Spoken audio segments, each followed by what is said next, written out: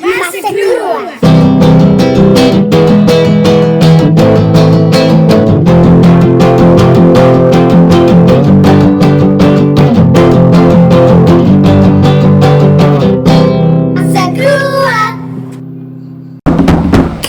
Exatamente, vamos começar a gravar, já está a gravar, mas pronto.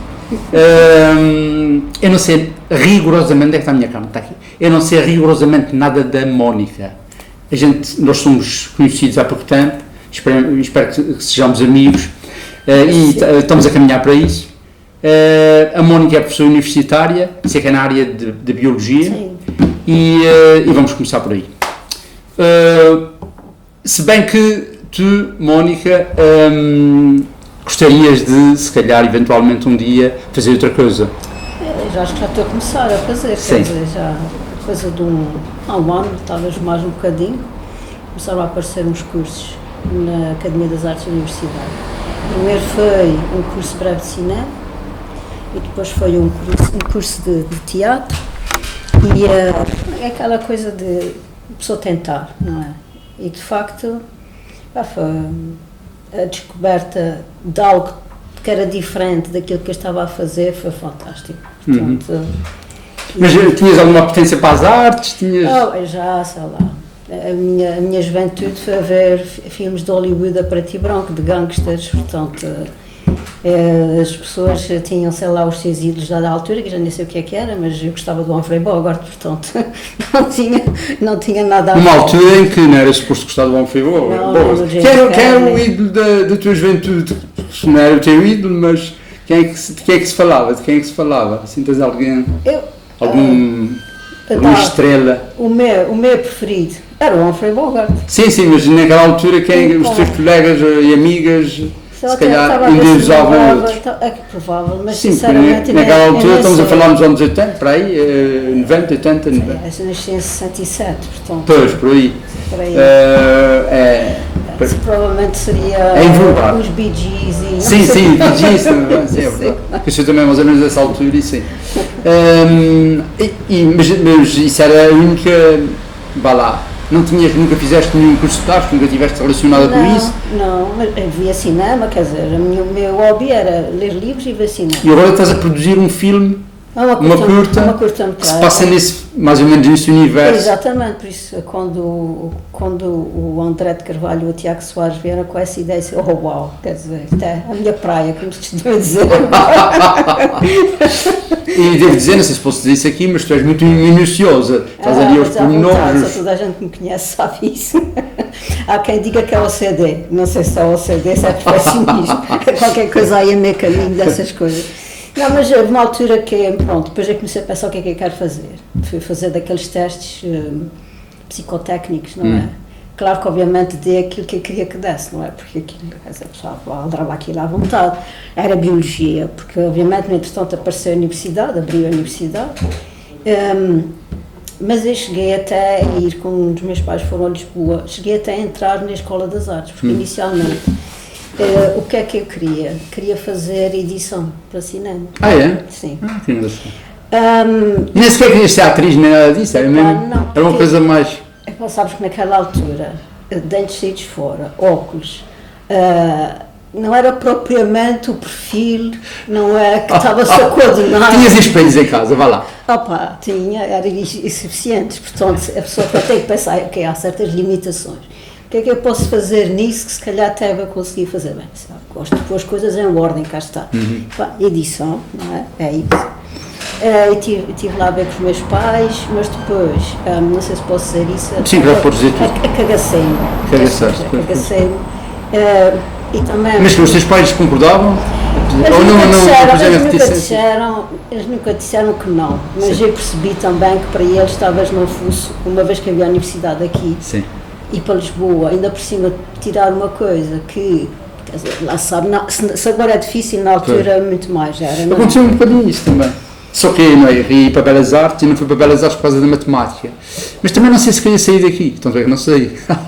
Também não havia universidade na universidade aí, não havia. Durante muitos anos eu convenci-me que era uma questão altruísta, mas eu acho que, sendo verdadeiramente honesta, foi o altruísmo e ter receio, não é?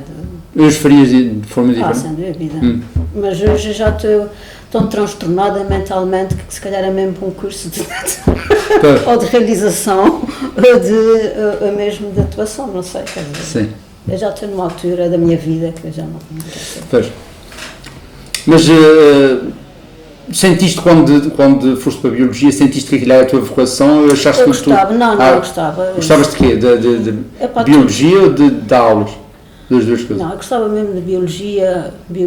Os meus verões eram passados a ver bichinhos e coisinhas no quintal, aranhas e era o Humphrey Bogart e bichinhos. Não sei se isso é elogio-se para o Humphrey Bogart. Eu também não sei, acho que não era bem a cena dele na altura.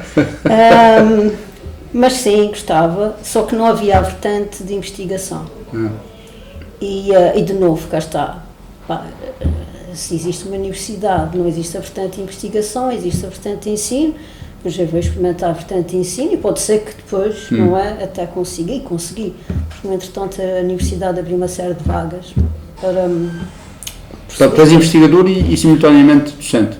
Sim, porque é claro que um professor universitário acumula as duas coisas, okay. Um professor, depois um investigador, claro que só faz investigação, mas às vezes dá aulas, mas não é a carreira dele. Então há a carreira de docente e depois há a carreira de investigador. E tu, qual é a tua carreira? A minha carreira é de professor mesmo. É mesmo professor? É professor, é docente. E depois acabei por dar tudo na mesma, porque abriram vagas e eu consegui entrar para a universidade para fazer ser professora e, claro, fazendo também docência. Portanto, não foi preciso ir para fora. Vamos supor que o contexto muda, agora não é possível viver da produção de filmes, nem de séries, nem de teatro, nem de nada disso. Mas imaginemos que isso acontecia e que realmente era possível. Tu eras capaz de dar o salto? Deixar a profissão que tens agora e passar a fazer outra coisa? Opa, sim. Se fosse uma coisa que depois não é, fosse causar um problema em termos, não é, de estabilidade orçamental da família, mas sem dúvida que sim. Cansa fazer a mesma coisa durante tantos anos. Há quantos anos estás? Mais 30. Não, eu gosto e, por exemplo, eu tenho os meus alunos de momento de doutoramento, são pessoas que eu adoro trabalhar com eles. Mas não sei, há etapas na vida de uma pessoa e eu tenho mais ou menos a sensação que a minha etapa académica está num sítio que não está mal, quer dizer, eu estou mais ou menos satisfeita com isso e tenho quase a certeza que nunca conseguirei passar para o último grau, que é ser professor catedrática. Mas é um objetivo? Não, acho que neste momento não, quer dizer, se for possível, eu obviamente que não vou dizer, não, mas não é aquela coisa que esteja acordado de manhã ou esteja a não dormir durante a noite a pensar, eu tenho que chegar à professora catedrática, não. Eu realmente queria chegar à etapa que estou, que era uma questão mesmo também da pessoa se sentir realizada profissionalmente. A partir daí também, se acontecer, mas se não acontecer também não é grave. E principalmente porque agora tenho todo esse outro lado que se abriu de repente e que para mim isso é tão bonito. É fantástico, absolutamente fantástico. Não, é bonito isso, esse lado, e é bonito o facto de se ter aberto, de teres descoberto que... mesmo, outro dia estava a falar, olha, como se alguém tivesse ligado a luz e disse, isto é uma coisa... Claridade. Se até agora, às vezes até tinha medo de entrar nas galerias de arte. Outro dia mesmo a Sofia perguntou, mas porquê é que não entra? Eu disse, tenho medo. É como se fosse um outro mundo, não é aquele mundo que a pessoa... Tiveste medo de ser sugada para dentro daquele outro mundo? Não é bem ser sugada, é sentir que não é bem, quer dizer, é o síndrome do impostor. O que eu tenho neste momento é o síndrome do impostor, quando eu falo com vocês.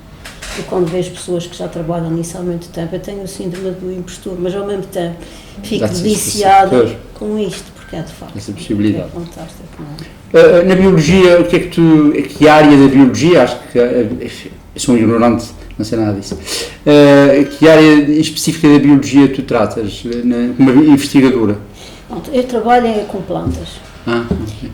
E especificamente eu trabalho com a flora endémica aqui dos Açores. Portanto, uma planta endémica significa que se desenvolveu aqui, portanto, se existe noutro sítio é porque alguém a levou para lá.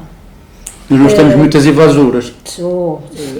Isso é uma luta entre restaurar a flora endémica e e em benefício dessa flora endémica contra a flora... É uma luta muito complicada e também não me diz respeito, para dizer com franqueza, houve alturas que essas coisas já causavam um desconforto interior, como se eu tivesse tipo de um picote a tentar lutar contra meninos de guerra. Neste momento eu já mudei um pouco e acho que não é...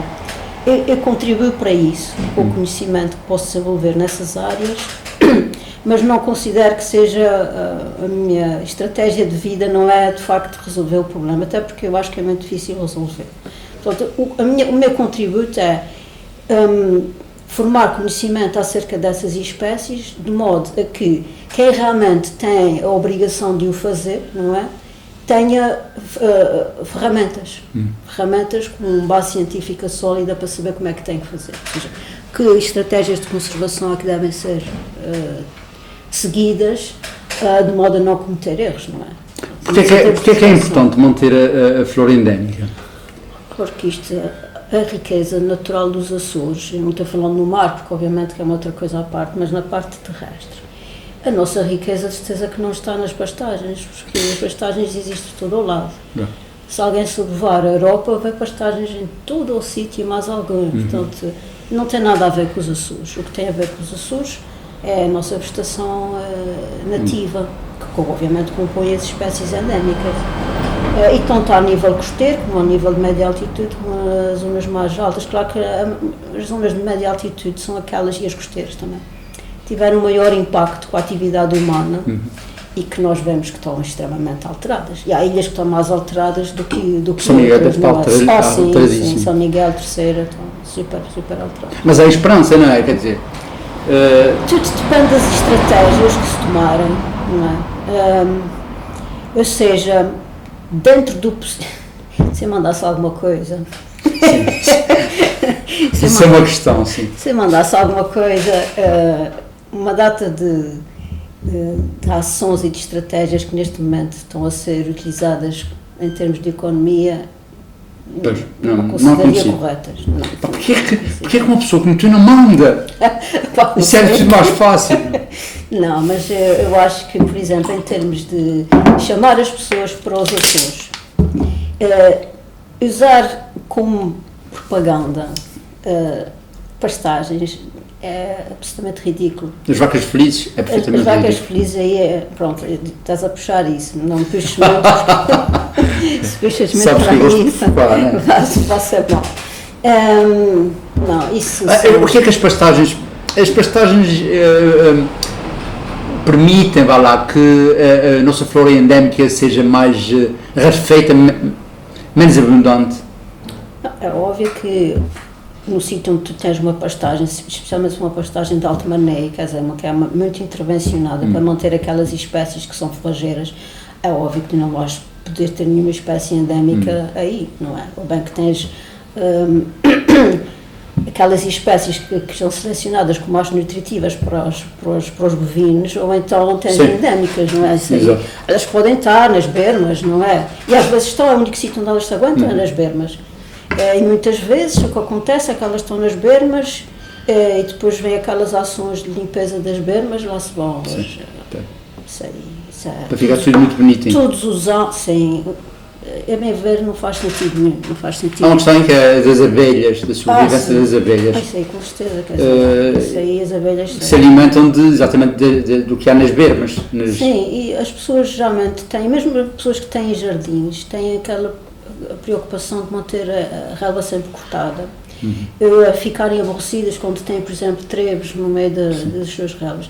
Mas não devem ficar, porque os trebos é o de que as abelhas se vão... Malta que tem jardins, eu sou isso.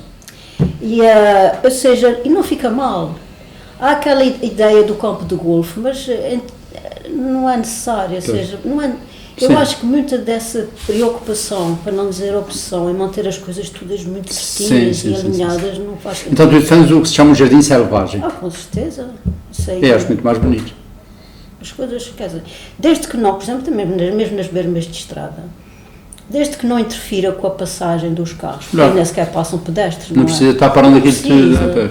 Porque às vezes, sinceramente, é uma dor de alma, porque eu vejo os sítios em determinados Deves ver isso com uma outra Sim, porque muito mais porque claramente. eu vejo as espécies a despontar ali na altura da primavera e depois passo a seguir e elas andaram todas, Pois. tudo completamente roçado. Porque há muitas espécies que são pequenas, portanto, Eu por mim passo por aí e não vejo nada. Tu deves ver claramente de uma forma muito intensa. Eu não posso ali, é erva, pronto. mesmo assim, acho que agora já há uma certa formação para os cantoneiros, há algumas coisas que eles já reconhecem, mas há outras, por exemplo, orquídeas endémicas, são coisinhas pequeninas, quando elas não estão com as hastes, mesmo que tiverem, se calhar estiveram não por isso, ou seja, às vezes isso, olha, estão aqui a aparecer não sei quantas platânteras, é o género, e depois, onde é tudo? Achas que falta sensibilização? Achas que devia haver sensibilização das pessoas em geral, não só dos cantoneiros, mas de toda a gente? Toda a gente. Sim, o que me preocupa Não há, que eu saiba. O que me preocupa é quando eu vou a uma dessas lojas que vendem coisas para os turistas e eu vejo cortiça. O que é que a cortiça tem a ver com a região? Sim, também. Eu vejo coisas como hortênsias. O que é que as hortênsias têm a ver com a região? As pessoas parece que têm os seus ícones em coisas que são do século XX, é como se não existisse mais nada para trás. E isso é um bocadinho aflitivo para mim. E vê-se isso em todos os setores. Não é só no como cidadão. Às vezes é mesmo até mesmo dentro das artes. Às vezes, acho que já falei isso uma vez contigo, acho um bocado aflitivo que se vá representar coisas que não são verdadeiros ícones açorianos.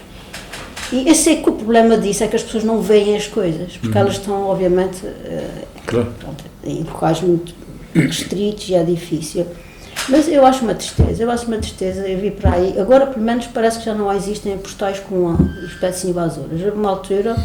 Acho que as hortênsias estão sempre presentes. Mas havia... As vacas também? Sim, mas são espécie invasora, vá lá. Isso é quase por culpa dos homens, não é por culpa delas. Não, coitadas, não é por culpa. Conteiras, postais com conteiras. E olhava para aquilo e dizia assim, meu Deus.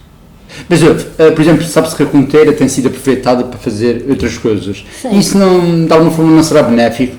Não sei, porque isso é uma espada de pois, se realmente supuser à flora endémica... É uma espada dos bicos, porque isto é tudo muito bom enquanto tens conteiras que estão a incomodar, assim dizer. Mas quando fores plantar para... Ora, não acho, quanto esse tipo de recursos tem que ser com uma certa dúvida, que é... O que é que a gente vai fazer? Vamos montar núcleos de conteiras porque há uma firma que está a usá-los para aí qualquer coisa. Exato. Mas isso não tem Se forem invasuras que estão ali a mais, agora está a plantar invasuras mas para... você tem uma opinião, como os americanos dizem, biased, então isso já está à partida, há uma série de coisas que já não acho que tenha lógica. Tu disseste que a tua investigação assenta nas plantas e nas plantas endémicas, exatamente o quê? Eu não sei se podes especificar. O que eu faço é, eu trabalho com genética molecular. Ou seja, embora tenha também uma componente morfológica, geralmente nos artigos que eu publico, eu não tenho muita paciência para morfologia, já tive. E começam a dar suores frios, portanto, tem que estar medindo coisinhas minúsculas, porque os meus alunos, coitados, agora é que têm suores frios. Não, eles são muito competentes e até mesmo assim. Mas o que eu faço, o que eu gosto mais, tem a ver com a análise dos genomas, ou seja, de partes dos genomas. O que nós fazemos é obtemos sequências do genoma, de uma parte do genoma ou de várias partes, e depois analisamos e fazemos uma análise estatística que é para depois poder obter aquilo que se chama uma árvore filogenética, em que nós temos os ramos, aqueles que, obviamente, se nós tivermos dois ramos ligados entre si, são os que chamam grupos irmãos, portanto, são mais próximos, quer dizer que têm um ancestral comum. E o que nós temos feito com isso é tentar perceber se realmente, por exemplo, uma espécie que é dada para todo o arquipélago, se existe em todo o arquipélago ou se, por exemplo, em determinadas ilhas ou grupos de ilhas, temos coisas diferentes. E já temos, de facto, percebido que existem mais espécies do que aquelas que estavam naquelas listas mais antigas, porque é muito interessante, os botânicos da época iam mais Canárias, Madeira, e os Açores eram mais difíceis de chegar, então aquilo realmente... Não há muita informação sobre... Não, a histórica não. Inclusivamente até é muito engraçado, coisas antigas mesmo e reflexões dos botânicos, quer dizer, mas que não acham estranho que haja tão poucas espécies endémicas nos Açores, pois, realmente. Mas temos duas coisas aqui. Uma é o clima, que é um clima mais equilibrado. Não é natural que não haja tanta diversificação. E por outro lado é isso, é a falta de conhecimento, a falta de vinda de pessoas aqui, que foi muito maior nas Canárias e na Madeira. Mesmo as rotas marítimas para aqui era mais difícil chegar aqui. Claro. E para os próprios botânicos era difícil eles chegarem a sítios que não fosse tipo bermas de estrada. Os proprietários que no século XIX se interessaram muito por botânica foram também responsáveis pela introdução de invasuras. Eles não davam atenção às plantas, isso é uma questão de moda também, acho que não davam atenção às plantas endémicas. Eles tinham muito conhecimento, alguns deles havia pessoas que eram extremamente competentes. Aliás, nós temos exemplares de herbários de endémicas aqui dos Açores espalhados por herbários muito importantes no mundo todo. E até temos casos de expedições que foram mandadas vir aqui, pessoas, por exemplo, alemães, porque houve uma altura em que estava na moda fazer o comércio de espécies pouco conhecidas, e isso também existia para as plantas. Ou seja, eles mandavam expedições ir a determinados locais que não eram muito conhecidos, faziam uma série de exemplares de herbários e depois vendiam. A gente, se calhar aqui, as plantas cá também eram consideradas nos outros pontos do globo exóticas, as nossas. Claro, porque isto tem a ver com aquela... Isso começou no século XVIII com a ideia do colecionismo, que é quando as pessoas começaram a fazer jardins botânicos ou apareceram os museus. Portanto, há uma mentalidade de colecionismo e das coisas exóticas, e eu quero ter... Há coisas engraçadíssimas, trocas de correspondência entre estes senhores, os gentlemen que tinham posses financeiras e gostavam muito de plantas, de botânica, não é? E é muito engraçado eles trocarem correspondência e dizer, olha, já viste que tem esta aqui, olha assim, olha aquela está ali, não sei o quê, ou também vai mandar vir aquelas, etc e tal. Aquilo acabava por ser quase como, tipo, é quando as pessoas que fazem, sei lá, fazem coleção de carros ou o que foi, têm o meu... Sim, mas eles não tinham noção de que estavam a introduzir plantas invasoras, vai lá? Não, isso é uma coisa que não, na altura não... Mas agora é que vamos a pôr as mãos à cabeça. Sim, isso na altura não foi, de forma alguma, não foi com má intenção. Claro que não. Ou seja, nenhuma das ações que foram feitas, até mesmo de replantação, porque o problema aqui nos Açores é que são ilhas pequenas, a pressão humana é muito grande. Ou seja, se a gente ler o Gaspar Frutuoso, ele diz logo que pouco depois da colonização, aquilo que eram matas densas, há umas passagens lindíssimas em que ele diz que nem sequer se consegue ver Santa Maria por causa do arvoredo, que era denso, e da umidade, do vapor, não é, que saía. E ele diz mesmo que em pouco tempo ficou tudo escalavrado, ele usa o termo escalavrado, ou seja, obviamente porque as pessoas precisavam de lenha. Ou seja, houve um desbaste de todas aquelas zonas que eram acessíveis. E começou, já nessa altura começou a vir, por exemplo, madeira do Pico para São Miguel, ou seja, as primeiras trocas começaram a existir entre ilhas, foi logo no início. E estes tais gentlemen botânicos, a ideia deles é que tinham que replantar, porque as coisas, não havia nada, quer dizer. E mesmo muitas das ações que foram feitas depois pelos serviços florestais também foram nesse sentido. Claro que agora nós vemos as coisas, principalmente quem trabalha com a flora nativa, obviamente que não é, que tem uma outra perspectiva acerca disso. Mas pronto, quer dizer, isso é como é. Às vezes não é, o inferno está cheio de boas intenções. O que é que, para terminar essa parte, vamos voltar à parte artística, o que é que as vossas investigações têm dado frutos? Sentes que as entidades oficiais olham para vocês como realmente uma mais-valia está-se a marimbar? Sim, eles têm, de vez em quando convidam-nos para particularmente, talvez mais eu não vou agora dizer que estou falando em outras pessoas, mas não interessa. Sim, mas dentro do nosso centro de investigação, sim, de vez em quando pedem pareceres. Mas fica um pouco aquém daquilo que seria de esperar, seria razoável? Não, eu tenho muito boas relações com determinadas entidades. aquelas que estão relacionadas com o ambiente. Que acho que as pessoas, os técnicos que as compõem, sabem muito bem o que é que se passa e têm, como é que é dizer, mais do que competência para perceber o que é que tem que ser feito. Claro. Mas entre saber o que é que tem que ser feito e conseguir fazer são duas coisas que são complicadas. Esses também não devem mandar muito.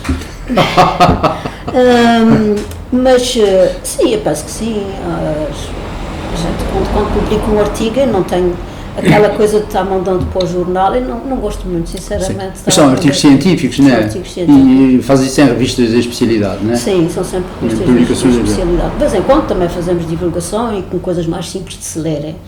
E há interesse de pessoas de outras universidades espalhadas pelo mundo em estudar a flora endémica dos Açores? Nós temos colaborações com universidades em vários sítios. Com as Canárias, durante muito tempo, e até há pouco tempo nós tivemos, eu tenho um colega no Reino Unido que também já há muitos anos colabora connosco. Há sítios onde a flora endémica é comum, por exemplo, aqui nos Açores e vamos supor nas Canárias, vamos supor, aqui nas Ilhas do Atlântico, por exemplo. Isso é o que se chama, há pessoas que dizem que isso é um mito e que não existe, que é a Macaronésia. Sim. Essa região, se falamos biogeográfica, mas na realidade a Macaronésia tem um interesse apenas mais, de ser uma região geográfica, ilhas que estão no Oceano Atlântico, mas em termos de afinidade de flora não tem. Mas, por exemplo, há muitas coisas que nós temos em comum com a Inglaterra, que tem aquela parte atlântica, não é? Sim. São ilhas. É úmido, portanto há muitas espécies que parecem, não são as mesmas espécies às vezes, mas são do mesmo género. E mesma família. Sim, exatamente. Mas é interessante porque é que, por exemplo, em Cabo Verde ou nas Canárias não há, fica mais perto dos trópicos. Eles têm muita influência do norte da África.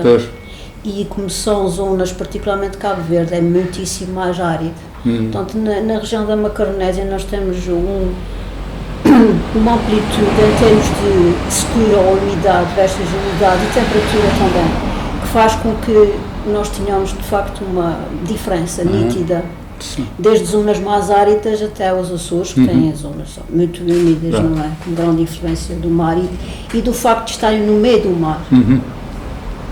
Porque as coisas para chegarem aqui é muito mais complicado do que para chegarem, por exemplo, a Cabo Verde ou principalmente às Canárias, porque elas estão muito próximas do continente africano. Ok.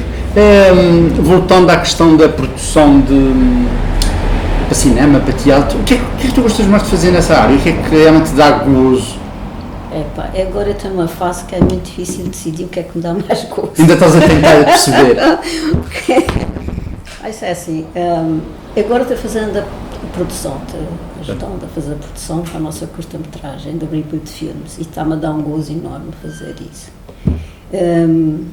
Se calhar até, como tu dizes, com minúcia demais, não é? Mas pronto, é porque me estou divertindo. Se calhar isso é maravilhoso. Estou-me a divertir demais, se calhar. Não é pecado, quem saiba ainda, não é pecado. Mas queres que eu te diga, depende do que é, mas em certas coisas, por exemplo, que eu fiz quando foi do curso de teatro, determinaram uns pequenos textos que se fizeram. Eu tenho uma vertente, eu sinceramente, eu gosto de coisas cómicas, ou seja... Tu tens muito sentido de humor. Pronto.